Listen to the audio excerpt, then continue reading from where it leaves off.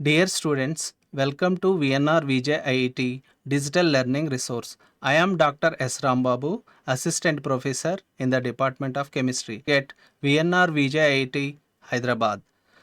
I completed my MSc at Andhra University and obtained my PhD from IIT Hyderabad.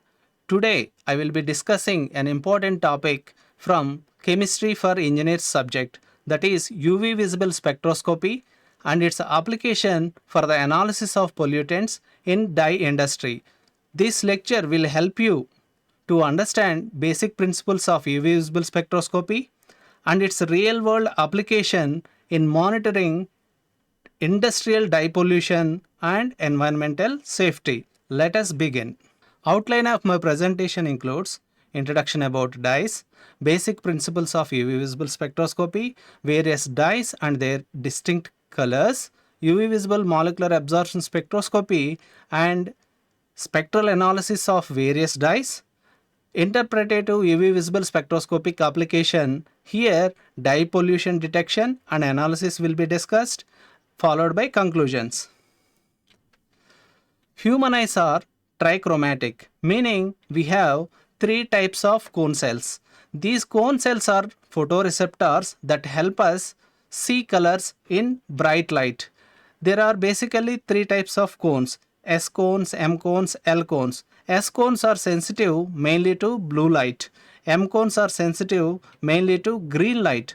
L cones are sensitive mainly to red light. These three cone types work together to allow humans to perceive a wide range of colors by combining signals from different wavelengths of light in the visible spectrum, that is from 400 nanometers to 700 nanometers. And also here we can observe these three cones covering the entire visible region: S cones, M cones, L cones.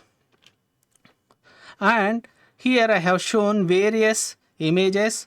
Here we can see orange sun, colorful scenery and rainbow, and other image having different colors on a cloth. So in this respect, the human eye functions as a spectrometer, analyzing the light reflected from the surface of a solid or passing through a liquid. So in nature there are various pigments, that means colored substances that are shown here in the image, flowers and also food materials like red pepper, pomegranates, etc. So the color of these materials arises from the presence of characteristic chromophoric compounds such as carotenoids, flavonoids, chlorophylls, etc., which absorb light in specific regions of the visible spectrum. So I want to start with the birth of the first synthetic dye, movavine. It was discovered in the year 1856. So William Henry Perkin accidental chemistry that reshaped the textiles. In 1856, while attempting quinine synthesis, Perkin accidentally discovered movavine, the first synthetic aniline dye. So here he actually wanted to synthesize a quinine which is its structural features a quinoline ring linked to a quinquilidine. So it is a anti-malarial drug. So it was usually obtained from cinchona bark, but he actually tried to synthesize this quinine, but he ended up with a aniline based dye which is having a vibrant purple color. So it marked the beginning of the synthetic dye industry and the decline of the natural dyestuffs. Actually, movavine stained Perkin's apron and lab clothes, so revealing its strong dyeing ability and leading to the rapid scale up. So the basic functional chromophoric parts that are involved in the movavine are central chromophore, that is the phenogenium ring present in the in these compounds. These are the various skeletal structures of the movavine. So the main functionalities of these molecules are conjugation, ring fusion, position of the nitrogen atoms. So the important thing is the conjugated phenetin system is responsible for the purple color. So here we can observe Henry Perkin, who discovered the Movaven dye. So coming to electromagnetic spectrum. So we are having electromagnetic spectrum. It is a broad range of spectrum starting from radio waves to microwaves, infrared, visible, ultraviolet, X-rays, gamma rays, etc. So here we can characterize the photons. We can characterize the photons like electromagnetic radiation is made up of discrete particles called photons. So Planck's equation for the energy is E is equal to h nu, or hc by lambda, where E is the energy, h is Planck's constant, nu is the frequency of radiation, and lambda is the wavelength of light. So especially we are dealing with the UV visible spectroscopy. The wavelengths that are involved are from 200 nanometer to 800 nanometers. So white light refraction through prism, we can observe VIBGYOR colors. So it means that white light is having VIBGYOR colors. That means all colors when white light is incident on the prism, so it disperses into 7 colors that are VIBGYOR colors. We can, for better understanding, I have shown white light as VNR VJEC and various colors with the full form of the VNR VJEC. So these 7 colors and their wavelength range are shown in here. Violet, the wavelengths are between 380 nanometers to 450 nanometer, while green, the wavelength range is from 495 nanometer to 570 nanometers. So whenever a substance is appearing in a colored form, that means it is absorbing a specific portion of visible light and it is emitting complementary color. This is the complementary wheel. We can see if blue light is absorbed, we may see orange, yellow light will be emitted by the sample. So introduction to spectroscopy. Spectroscopy, it is the branch of science that deals with the study of interaction of matter with electromagnetic radiation. So spectroscopy is the measurement and interpretation of electromagnetic radiation absorbed or emitted when the molecules or atoms of the sample move from one energy state to the another energy state. This change may be from ground state to the excited state or excited state to the ground state. UV visible spectroscopy measures mainly the changes in the electronic energies of the molecules or atoms. So here matter means any substance in the atoms form or molecular form, liquids, gases or solids. So the interaction we are discussing, that interaction is mainly when EMR falls on matter, the substance may either absorb energy, emit energy or reflect that light energy. So by measuring this interaction, we get useful information. Here in the image, transmission of light, reflection of light, emission of light from a substance when it is interacted with the electromagnetic radiation is shown. But in the right side image, we can observe that here white light consisting of 7 colors, when it falls on this falls on this solution, the solution is actually absorbing a portion of the radiation, and that's why it is emitting only red wavelengths. So that's why this is appearing in the red color. So in the image we can see that copper, which is a brownish red colored solid sample, copper surface, so it is appearing in brownish red, while gray metals like silver, iron, etc., they are not having any color, while gold, which is a yellow metal. So why these metals are having different UV visible characteristics? Because this is due to differences in the electronic energy levels of the free electrons in those atoms, and thus the perceived color reflected by the electrons of the atoms. So this is distinguishing the colors of the various metals. And here we can see that here is magenta interference filter. So it filters specifically green light, and magenta light is passed. So from the white light we can get magenta light passed, and because it is a green filter, green light is reflected back. So these are the colors of the particular specified metals. And in contrast, air is 99% nitrogen and oxygen. Both are transparent because they don't absorb visible radiation. So because of that, we can see clear sky. So oxygen molecules in the oxygen containing chamber, we passed electromagnetic radiation, and through the nitrogen electromagnetic radiation is passed, but both are transparent to the visible radiation. But in the case of fluorine gas, it is showing with the, when UV visible light is shined on the fluorine gas chamber, so it is showing yellow color, whereas iodine, it is showing violet in color. So why these molecules are having color? So this is basically here white light consisting of all the VIBGYOR colors, when it is interacted with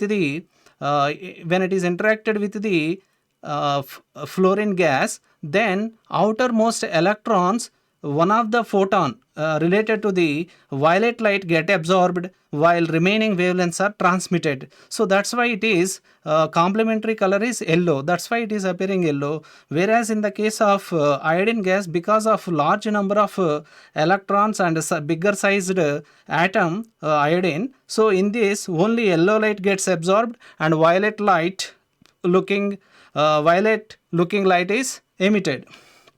So that's why fluorine is yellow in color and iodine is in violet in color. So the principles of visible molecular absorption spectroscopy, it involves the absorption of UV visible light by a molecule, causing the electrons of the molecule to undergo transition from ground state to the excited state. So compounds which are colored absorb radiation in the visible region, which ranges from 400 to 800 nanometers. Compounds which are colorless absorb radiation in the UV range, which ranges from 200 to 400 nanometers. So various electrons involved in the excitation, we can see sigma electrons are there, and pi electrons are there, and n electrons are there in these molecules. So in case of sigma electrons, these are the ones present in saturated compounds. Such electrons do not absorb in the near UV, but absorb vacuum UV radiation which is below 200 nanometers. Whereas pi electrons, these electrons are present in unsaturated compounds. Example, double bonds containing compounds or triple bonds containing compounds. In these organic compounds, we can observe pi electronic excitations, pi electron transitions we can expect. Whereas in the n electrons, these are the non-bonded electrons which are not involved in any bonding. So example, lone pairs of electrons that are present on atoms such as sulfur, oxygen, nitrogen and halogens. So these are the non-bonding electrons containing atoms. So various electronic transition in molecules are different types of excitations are possible. So sigma being the lowest energy bonding molecular orbital, pi, then followed by pi bonding orbital, non-bonding orbital, then anti-bonding orbital pi star, followed by sigma star, highest energy anti-bonding molecular orbital. So different types of excitations that are possible are sigma to sigma star transition, pi to pi star transition, n to sigma star transition. And the fourth one is n to pi star transition. These are the possible transitions. Now we take an example of conjugated system. So alternate double bonds are present in this conjugated molecule 1,3-butadiene. So here in the conjugated system, there is one unhybridized p orbital with one electron. So because there are 4 unhybridized p orbitals, so these will interact and form 4 molecular orbitals. So here for 4 electrons, first 2 electrons occupy sigma bonding molecular orbital, and next 2 electrons occupy pi bonding molecular orbital. And now there exists highest occupied molecular orbital, that is pi bonding molecular orbital, and lowest unoccupied molecular orbital as pi star. So these are this is HOMO and this is LUMO. So here we have shown the energies of the increasing order of the energies of these molecules. So when it absorbs the UV visible light, then what happens? If the energy gap between the pi and pi star molecular orbitals matches, then the photon energy transfers its energy to the electron, and the electron will excite into the pi star bonding molecular orbitals. So this is the pi to pi star transitions when UV visible light is interacted with the 1,3-butadiene. So dyes, we are in today's topic we are discussing the dyes, and these are dye pollutants in the dye industry. So here dyes are basically they are molecular compounds. Dyes consist of discrete molecules with a definite chemical structure. They are soluble in suitable medium, usually water. They penetrate into the material and often form chemical bonds or are strong interactions with the fibers. So this is responsible for the dyeing of the fibers and for the textile industry. The key features of the dyes are they contain chromophores such as N double bond N group, C double bond O, C double bond C, NO2, etc. groups. So that absorb the visible light. So these are called as chromophoric groups. And some other groups also present, oxochromes like hydroxy group, amine groups, sulfonic acid groups that enhance the color and solubility of the dye. So color arises from electronic transition within the molecules. Here methyl orange and Eriochrome black tea are shown here. These are having Eriochrome black tea is having chromophoric group N double bond N, whereas methyl orange is also having azo group. So that's why these compounds, molecular compounds, are absorbing the visible radiation. Various dye pollutants, common dye pollutants and their characteristic absorption wavelengths are shown here. Azo dyes, anthraquinone dyes, indigo, xanthine and carotenoids. So the typical lambda max where these dyes are absorbing is also listed here in the table.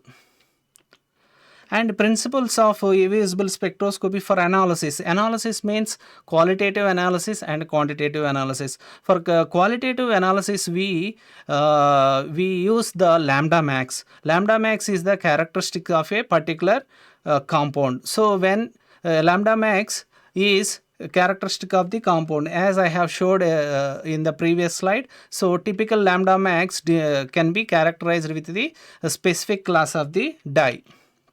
Whereas in the Beer-Lambert's, using Beer-Lambert's law, we can analyze concentration of the dye present in the sample. So according to Beer-Lambert's law, absorbance is equal to epsilon Cl. So the concentration of the species is directly proportional to the absorption. So EV visible spectroscopy is also having limitations like light scattering, matrix interference, overlapping of absorption bands, aggregation effects. So here is the double beam UV visible spectrophotometer and the basic components of this instrumentation are light, source of light, and there will be slit, monochromator, and there will be two beam, one is sample compartment, another one is reference compartment. So when we use double beam UV visible spectrophotometer, we can directly determine the difference in the intensities, and this will be information given to the detector, and we can determine the concentration corresponding to the absorbance value corresponding to the concentration. So various dye effluent effluents waters from industries we usually observe in the industries such as textiles, dyeing, printing, leather, paper industries. So this dye effluented water, as we can see, we can observe in the image, when dyes are dissolved in the water, they appear in the colored form. We can observe in the this image as well.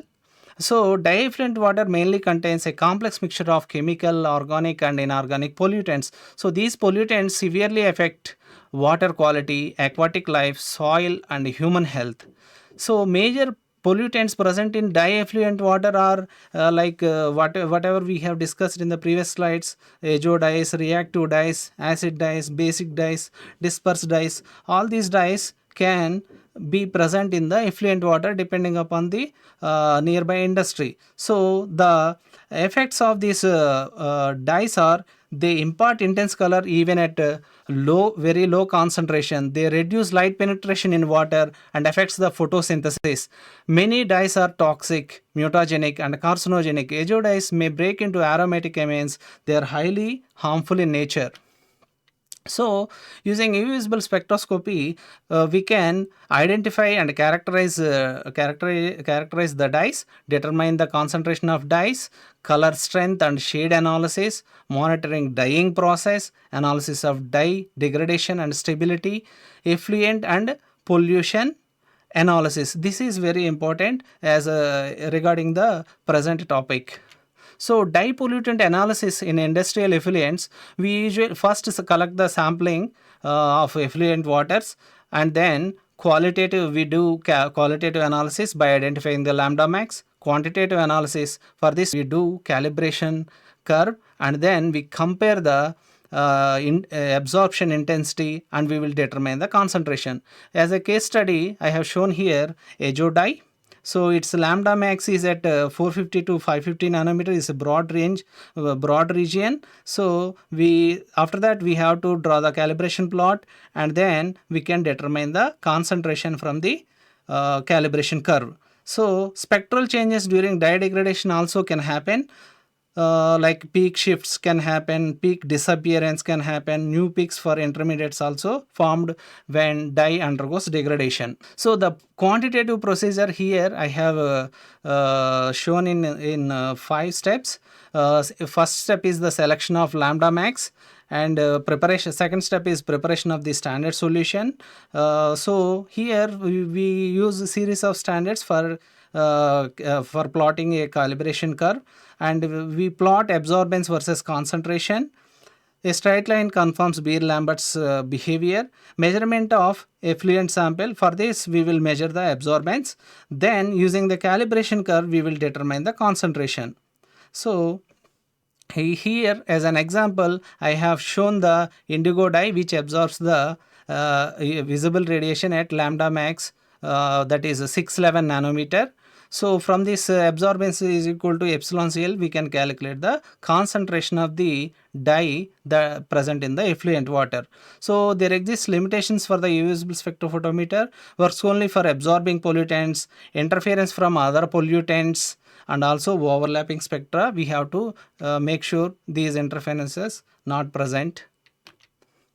And coming to the qualitative analysis and quantitative analysis, here I have shown 3 different dyes: methylene blue dye, Congo red dye, crystal violet dye. So the characteristic UV visible absorption spectra are shown here. So they are characteristic, each peak is characteristic of the particular dye. So this is the calibration curve. It is a plot between the concentration versus absorbance. So by measuring the absorbance values and by using the calibration curve, we can determine the concentration of the analyte using Beer-Lambert's law. So conclusions: UV visible spectroscopy is widely adopted for routine monitoring of dye pollutants in industrial wastewater due to its simplicity, rapid analysis, and non-destructive nature. UV visible spectroscopy is effective for pollutant analysis, useful for monitoring dye effluents, supports the environmental protection. So in a simplified form, dyes are colored. Yes, because they absorb a portion of UV visible light. Here E, why? Electronic transitions occur between energy levels in atoms or molecular compounds by the absorption of light. So that is specifically UV visible region of electromagnetic radiation.